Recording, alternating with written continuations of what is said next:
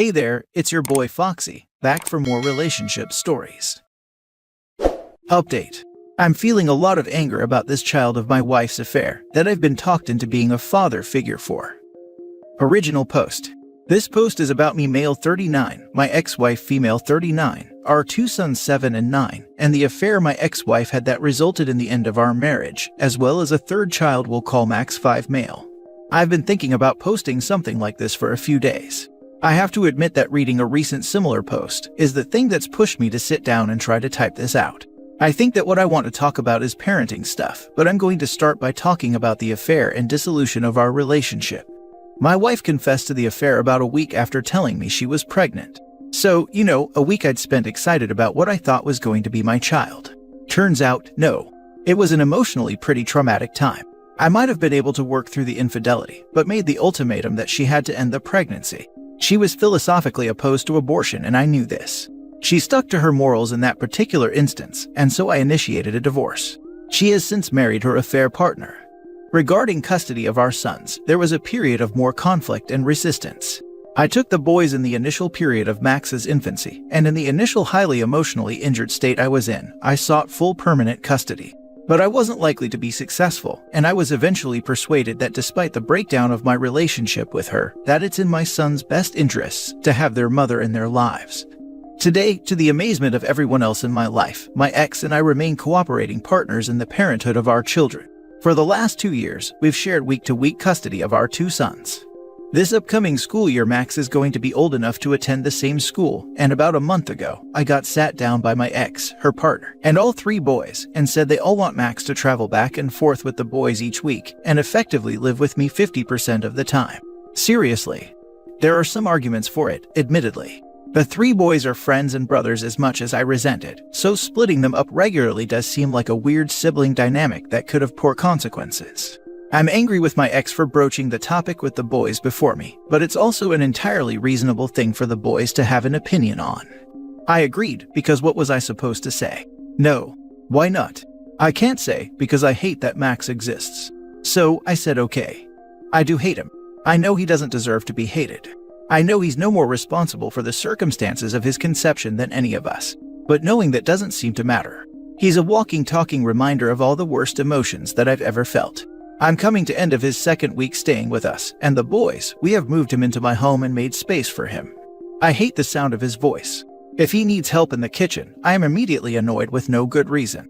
I'm constantly angered by his limitations that are entirely in line with being a 5-year-old, things I would never get angry with my sons over. I'm short-tempered and just energized with this useless visceral anger. I feel like the last years of my life have been a carousel of humiliations and degradations. The only way I've been able to keep everything together is constantly repeating to myself that pragmatic argument that no matter how authentic my grievances are, and no matter how justified I am in my anger, it doesn't help me or my sons for me to devolve into an embittered rage hermit. Just hold my tongue, breath deep, and force myself to do the thing that will actually help. So I remain in regular contact with their mother, and I talk to her politely on the topics that I have to. Since recognizing that I don't have the legal power to exclude him from my sons' lives, I have been cordial with Max's father. That I've been able to do these things has been the only thing about myself worth feeling good about. But maybe it's not worth feeling good about. Maybe I regret being civil. Because in Max's presence, that pragmatic argument is just not enough.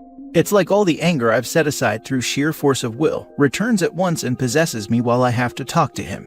I thought I was doing the right thing, but if I had remained combative and negative, I never would have ended up in this position. What do I do?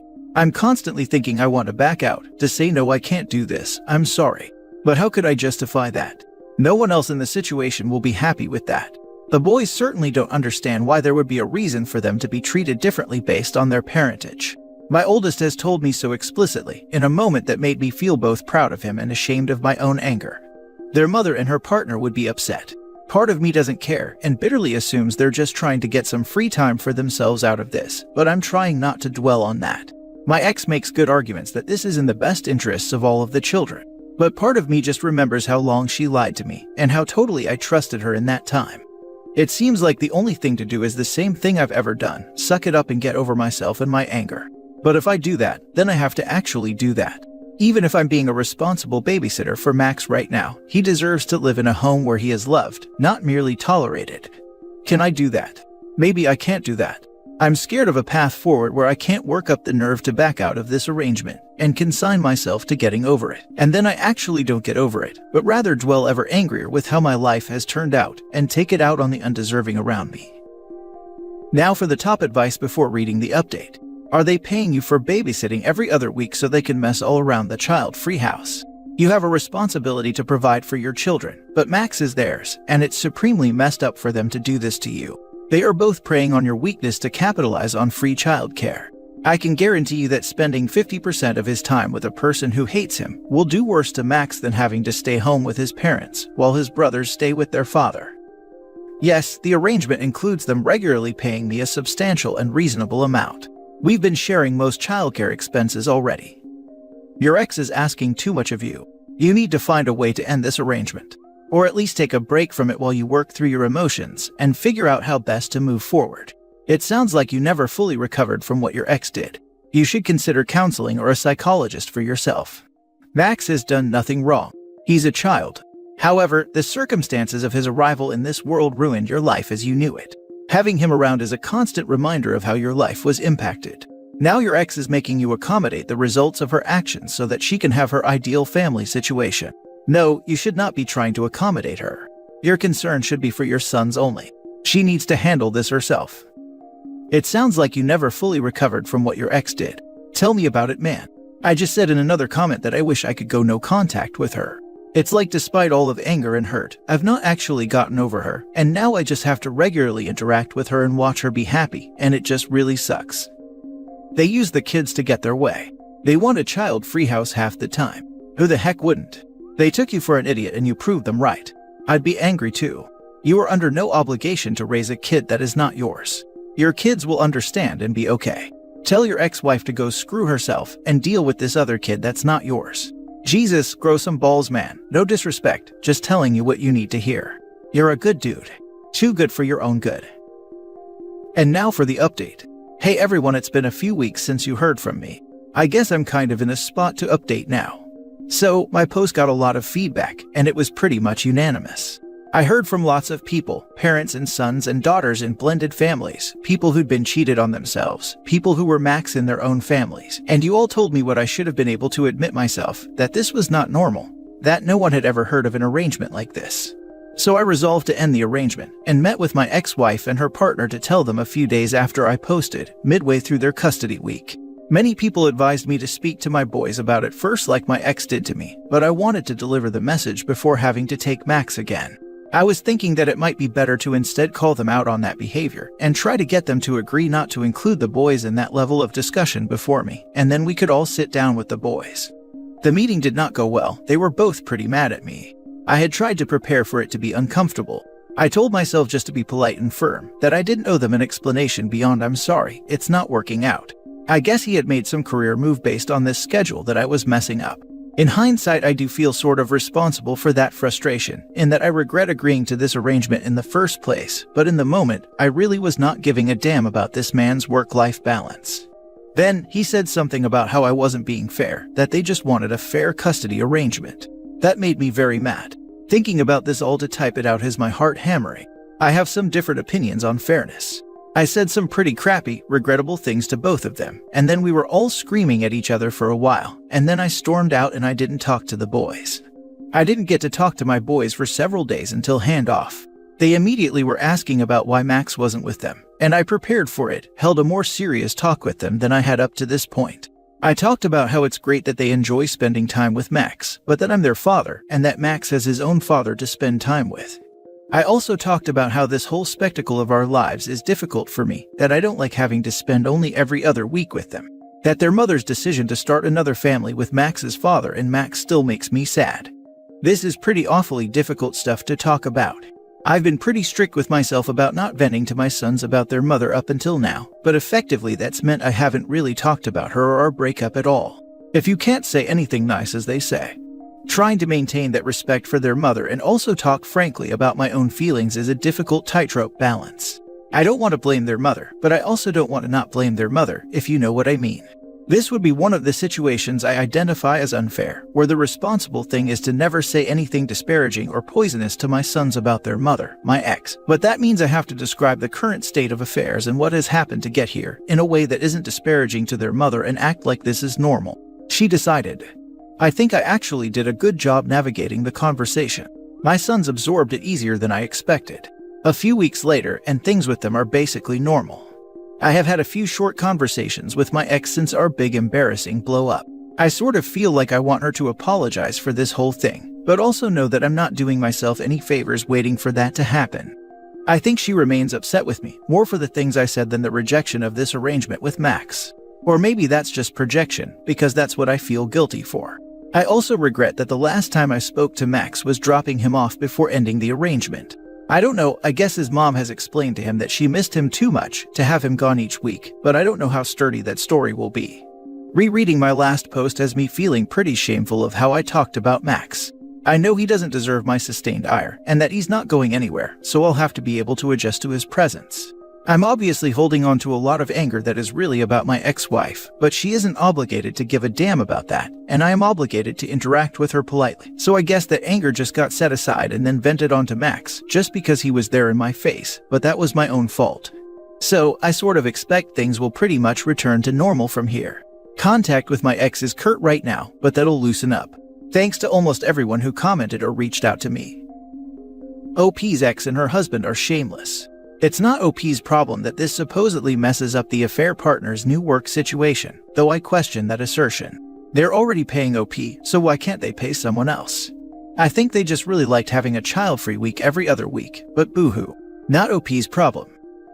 Maybe affair partner can just explain to his boss that his wife's ex-husband changed his mind about raising the affair baby that broke up his marriage, and now affair partner can't fulfill that new role anymore. I'm sure that will go over just fine. Honestly, this guy did the best he could. Having his ex's affair baby around him would have just led to suffering. The unbelievable gall of those people to even ask that of her ex and to put Max into that situation. Just shocking. It sounds like OP has a history of not standing up for himself, and we know how the worst offenders get when their whipping boy or girl learns how to say no. Just picture the audacity of the ex and her new husband getting angry that OP won't do their bidding. What a pair of idiots. And the worst part is that, even though OP finally put his foot down in this scenario, he feels guilty for having very normal and reasonable boundaries. He's feeling guilty that he messed up the affair partner's work schedule. Gee, I'll bet that guy doesn't feel an ounce of regret at breaking up OP's marriage. I hope OP finds therapy, because I really think he needs help working through his emotions and figuring out why he doesn't feel like his instincts or boundaries matter. Last story. I, 28 male, am caught between my wife 33 female and mom 42 female on grandchild access. My wife and I have been married for 2 years and are expecting our first child in August. Mom's age is not a typo. She had a very difficult childhood and had me when she was 14. My wife and mom have always had a polite but somewhat distant relationship since they were introduced. Although I wish they had a warmer relationship, I understand that not all in-laws become close and didn't want to force anything, especially as we live about 1,000 miles from mom and I am still able to have my own relationship with her. I assume that the main issue is that my wife and mom are fairly close in age, which made things a bit awkward. My wife had previously just said that they didn't click or that she felt awkward around my mom. Despite having me so young, my mom has been a wonderful parent. I know that my origins are unfortunately the result of a violation from an older person, but that when she was pregnant, a friend's parents took us in, which allowed her to finish high school and then attend college. Once she finished college, she was able to get a good job as a financial analyst, and we moved to our own place, and then she was just like any other mom if a bit younger. Our home was always warm and loving. I provide this as background info to confirm that my mom did not engage in any toxic or hurtful behavior. The one issue my mom had was that, because she was focused on trying to figure out how to support and raise me, she did not really deal with the effects of the ordeal she suffered. She did not use substances, but did develop a food addiction and became super morbidly obese, about close to 500 pounds by the time she was in her mid-30s.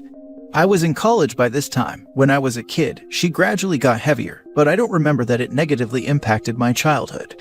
Her addiction was more of a private thing, and she did cook healthy, balanced meals and encouraged me to stay active and play sports. I did not and have never had a weight problem myself. When she hit her high weight, mom realized she needed help and finally got the therapy needed to address her trauma. She lost 200 plus pounds over the next couple years and has gradually lost more weight since then, and even took up hiking and walking marathons. Now she is about 225 pounds, which is still obese but not morbidly so. She is 5 feet 10 inches, which means she is technically about 50 pounds overweight, but her medical and therapy team thinks she is in a great place from where she has been. Meanwhile, my wife is pretty anti-fat because her father was overweight and died of a heart attack when she was 12. And now that my wife is pregnant, she is saying she does not want our child to have any relationship with my mom unless my mom loses weight down to a BMI of 25 or less. She says that if something happens to my mom because of her weight, it will be too traumatic, plus she is worried our child will be exposed to an unhealthy lifestyle. I understand my wife's fears, but I think this is very unfair to my mom because 1. My mom's medical team doesn't recommend additional weight loss, and especially would not recommend trying to crash diet and lose 50 pounds in 6 to 7 months to meet my wife's requirement. And 2. My mom does maintain a healthy and active lifestyle as evidenced by her 275-pound weight loss that she has maintained for some years now. My wife isn't budging though, and I don't want to put stress on her and argue with her while she is pregnant as she is having a horrible time with morning sickness. But I know my mom will be heartbroken if she doesn't get to have a relationship with her grandchild. How should I sort this out? Now for the advice. Your wife needs therapy. Banning a relationship with your mom until she's at what your wife considers the correct BMI is just crazy. Yeah, your wife is going to give your kid really unhealthy food issues. Not just for the sake of your mom, but also for the sake of your kid. Your wife's issues need to be addressed. I would agree with this. In my amateur opinion, I would say that the pregnancy has brought back her own unresolved trauma about losing her dad so young, and she is projecting that onto my mom. However, it's an unfair comparison as the situations aren't the same, as my mom has taken steps to address her weight and is working with medical and mental health professionals to do so. Plus, from what my wife has said, her dad was also a 3-pack-a-day smoker, which likely contributed to the heart attack more than weight itself.